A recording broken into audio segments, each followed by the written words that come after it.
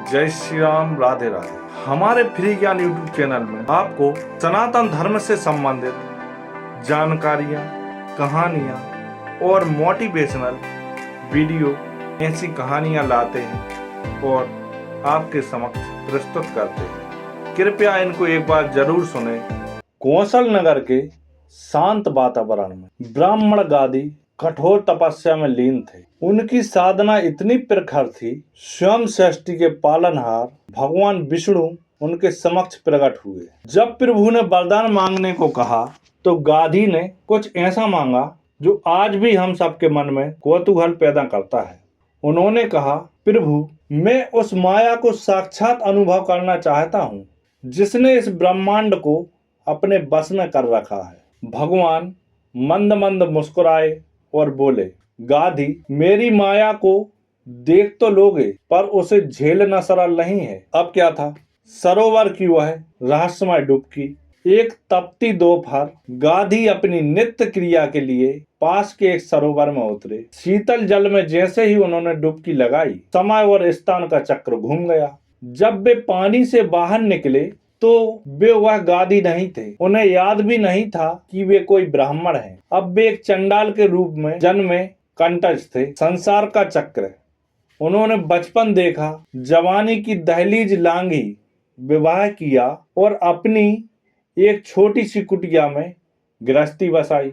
अब उनके ऊपर दुखों का पहाड़ टूट गया। खुशियां अभी परवान चढ़ ही रही थी कि एक भयंकर महामारी ने उनके परिवार को लील लिया। अपनों की लाशों के ढेर पर बैठकर कंटज दहाड़े मारकर रोए। वह दुख इतना वास्तविक था कि उनके हृदय के टुकड़े हो रहे थे। चंडाल से चक्रवर्ती सम्राट तक दुख से व्याकुल होकर वे दर दर भटकने लगे और दूर एक भव्य साम्राज्य में पहुंचे। वहां के राजा का अभी अभी देहांत हुआ था और उत्तराधिकारी चुनने के लिए एक हाथी छोड़ा गया था। न्यायती देखिए, उस हाथी ने कंटज के गले में फूलों की माला डाल दी। कल तक जो व्यक्ति अपनों को खोकर दरिद्र था, आज वह मगध का सम्राट बन गया। सालों तक उन्होंने राजसी सुख भोगे, आलीशान महल, हजारों दास दासियां और स्वर्ण आभूषण। उन्हें लगा यही सत्य है। भ्रम का अंत। एक दिन एक बूढ़ा व्यक्ति महल में आया और उसने भरे दरबार में सम्राट को पहचान लिया। उसने चिल्लाकर कहा, अरे यह तो वही चंडाल कांटज है। क्षण भर में सब बदल गया। प्रजा ने विद्रोह कर दिया, मंत्रियों ने मुंह फेर लिया। जो सम्मान वर्षों में कमाया था वह अपमान की धूल में मिल गया। गिलानी और शर्म से भरकर वे आत्मदाह के लिए अग्नि की ओर दौड़ पड़े। जैसे ही जलती चिता में कूदे, जहां से शुरू हुआ था वहीं खत्म। छपाक। गादी की आंखें खुली। वे उसी सरोवर में थे। उनके हाथ अभी भी जल में तर्पण की मुद्रा में थे। किनारे पर उनका कमंडल वैसे ही रखा था। वे हक्के बक्के रह गए।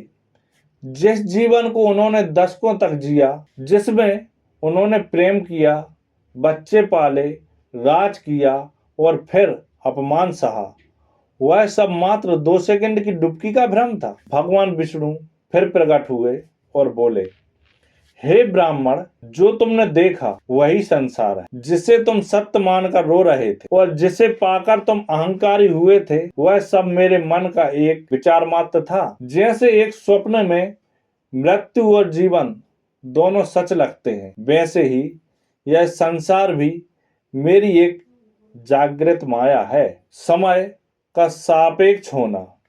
हमारे लिए जो 70-80 साल का जीवन है, वह ब्रह्मांडीय समय में शायद एक पल झपकने जैसा है। अहंकार की व्यर्थता, पद और प्रतिष्ठा केवल रोल है जो हम इस नाटक में निभा रहे हैं। पर्दा गिरते ही ना जाने कोई राजा रहता है ना कोई रंग। गादी ने जब तक खुद को शरीर माना, वे दुखी हुए और जब उन्हें बोध हुआ कि वे केवल साक्षी हैं, तो वे मुक्त हो गए। ऐसे थे गादी ब्राह्मण।